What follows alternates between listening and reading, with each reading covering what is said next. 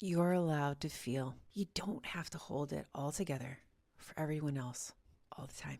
Today, I'm giving you permission to stop being the strong one because it will catch up. All of it will catch up with you. And through a personal story, I'll share how you can begin pausing, giving yourself the space you need to feel again. But first, this is day 5. I'm no longer available for being the strong one at my own expense. Welcome back to the 365-day slow life Salve. If we've not met before, I'm Jacqueline from 8 and 88, where we slow down to reconnect you with your true north. So why do we do this? Why do we hold back feelings to stay strong for others? And I've been there. So years ago, I was in a relationship where at first my partner felt and seemed very loving, very generous. But over time, it turned out so much of that was in exchange for approval and belonging. And I learned this because I watched the pattern time and time again, him needing attention and approval from everyone, everywhere. He was entertaining and charming on the outside, but deeper into the relationship, he was repeatedly falling apart, angry, raging, emotionally spiraling, and he was exhausted. And while this was different from my life before him, I thought if I just loved him enough, if I was supportive enough, if I were forgiving and patient enough, I'd one day see him turn a corner and he'd finally be happy. He would be content. He would be at peace with himself. But here's the thing. The whole time I was holding back my own feelings, my own pain, my own exhaustion. And when I expressed my own feelings, my exhaustion, he treated my emotion lesser than his. In my personal, professional problems, because they weren't as chaotic or difficult as his, they were marginalized, whether or not he realized it. My feelings were being excused and ignored. And eventually I began wondering if my own feelings were valid or if they're even real, or was I imagining this pain? I got to the point where I considered getting on antidepressants just to keep us together, just to keep it working, just to keep the peace. And again, I wasn't at peace. Because after all, I really didn't live the same personal, professional peaks and valleys that he did. So I thought maybe I was overreacting. Maybe I was being drama. And I stopped listening to my own feelings and I just stuffed them. And his problems were bigger and larger and more regular than mine. So maybe I just needed to tuck them away. That's when I thought I needed the antidepressants. What I decided, took a long walk, a long hike, and realized that I wasn't going to pick up the prescription because that probably wasn't the solution in my mind. So here's what happened. I started getting sick, from bronchitis a couple times a year to skin issues, inflammations, constant lack of sleep. I couldn't keep the feelings locked away anymore. And this is not a blame, but looking back as I share this is a lesson I hope as your friend, maybe as your auntie, maybe as your sister, your little sister, I don't know. I just hope the mistakes that I made, you won't do the same, or that you would give yourself permission to not do that anymore. Don't bury how you feel. And when we parted ways, that began my journey to see, hear, and feel. Release all the things that I held back to keep the peace, to keep it working. And personally, the life-changing tool that I used to create that space and time to allow myself to feel was somatic release, breathwork. And it wasn't something that I went looking for myself. Breathwork I had practiced, pranayamas in yoga, the relaxation techniques, which are beautiful. And I have one playlist that's dedicated to all breathwork.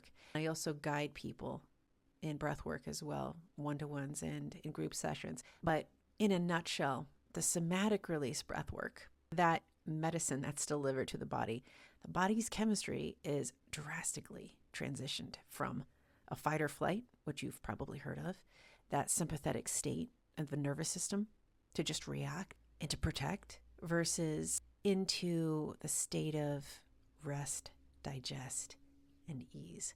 Parasympathetic state where the nervous system gets to calm down. And when you calm, when you're not performing, when you're not fighting and flighting, what needs to come up and out of the body, the emotions that have been tucked away, they finally get to be released. And that's the specific work that I experienced through somatic release breathwork.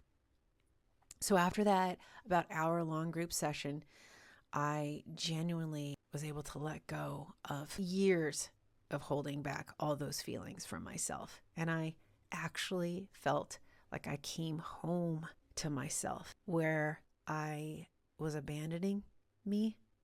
I finally embraced myself with two big arms. Loving arms of acceptance and grace, just as I would with a dear friend or a sister or a brother or an auntie or an uncle. I did that for myself. I was able to create that space, all without words, without rehashing the memories, all through the breath. It was amazing. Now, that was a lot to take in. And I hope that you're not in that situation. But if you're listening to this video, you're watching this video up until this point, something says that you probably are in a similar place. So let's take a little breath. Let's take a break here.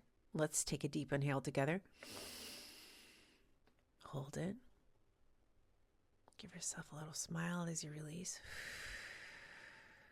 Beautiful. Somewhere in life, we learned it wasn't safe to lean on, to lean into the people that we loved, that we wanted to trust, those people around us when we were most vulnerable. And with that, we told ourselves we have to be strong for ourselves. There's no one around that's strong enough for me, so I got to hold it on my own.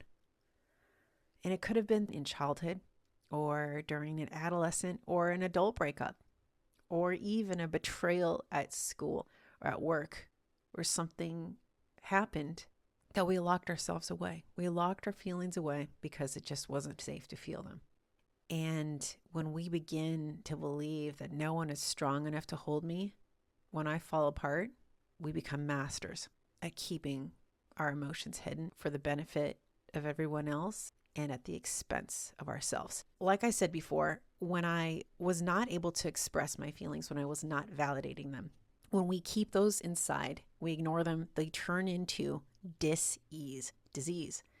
And like I told you, I got sick, I had skin issues, I couldn't sleep. Eventually, all that pain catches up with you. And if they never release on our terms, then the body takes over and it finds a way to let the feelings out on their own. And that's where the disease comes from. So let's get back to the permission you're allowed to feel. And if you're scared of what might come up or that you might fall apart, please tell somebody, text or call a close friend. Feelings, especially these days with AI and the rapid changes, we need space to slow down, to actually hear ourselves, asking, almost begging, will you please let me feel what I need to feel? Will you please give me some time? Give me a minute. Give me a breather, because I'm human after all, right?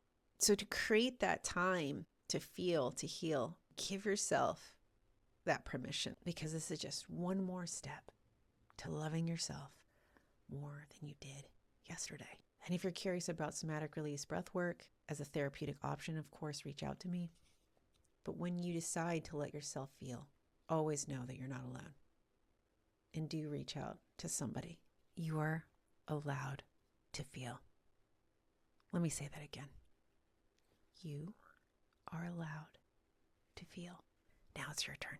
I am no longer available for being the strong one at my expense. And remember, your body is your one lifelong companion. Smile as you look after it.